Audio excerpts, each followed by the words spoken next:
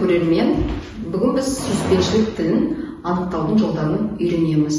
Ең бірінші мынадай сұрақтан бастағым келіп отыр. Сіз балаңыздың сүйіспеншілігін білесіз бе? Екінші, сіз балаңыздың сүйіспеншілік тілін қалай анықтай аласыз? Я болмаса сіз балаңызға қалай сүйіспеншілігіңізді білдіресіз? Америкалық психолог Гери Чепмен сүйіспеншіліктің 5 тілі бар дейді. Біріншісі мадақтау. Мадақтау тіліне мынадай сіз арнайы зерттеу жұмысын жүргізуіңізге болады. Бірінші аптада балаңызға мақсатты түрде іс-әрекеттерге жасауға тапсырмалар беріңіз, және сол тапсырмаларды орындағаннан кейін міндетті түрде оның орындалу сапасына қарай бағалап отырыңыз. Егер де балаға сіздің мадақтауыңыз ұнап отырса, онда баланың тілі мадақтау. Сүйіспеншіліктің екінші тілі уақыт деп аталады. Бұл уақыт әңгімелесу арқылы және біріккен іс-әрекет арқылы жүзеге асады. Сіз ата-ана арнайы түрде біріккен іс-әрекетті ұйымдастырыңыз және баламен тілдесуге де арнайы тақырыптарды ойластырып қойыңыз. Осы бір апта бойы алма-кезек іс-әрекеттерді және тілдесулерді өткізіп, соның нәтижесін өзіңіз талдай отырып, балаға оңтайлы әсер етсе, бұл баланың тілі уақыт болып табылады. Сүйіспеншіліктің үшінші тілі сыйлық деп аталады.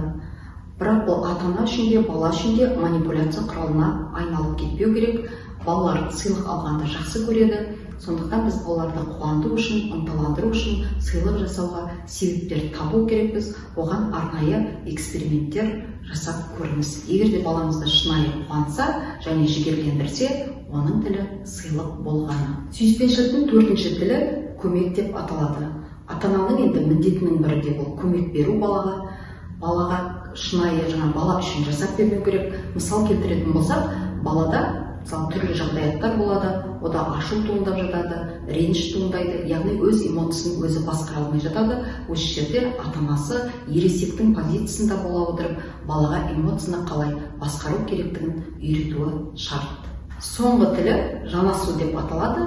Бұны жай бақылау әдісінде қолдануымызға болады. Бала өзі білдіріп отырады, сүйіспеншілік тілі жанасу екен. Сізді келіп құшақта аймалап сізге көп жанасатын болса, ол баланың тілі жанасу болғаны. Сүйіспеншіліктің 5 тіліне зерттеу жұмысын жүргізіп көріңіз. Нәтижесінде сіз талдай отырып, балаңыздың сүйіспеншілік тілін анықтайсыз. Онда бір немесе бірнеше сүйіспеншілік тілі анықталуы мүмкін. Яғни сіз бұл тілдерді қолдана отырып, балаңызға мотиватор боласыз.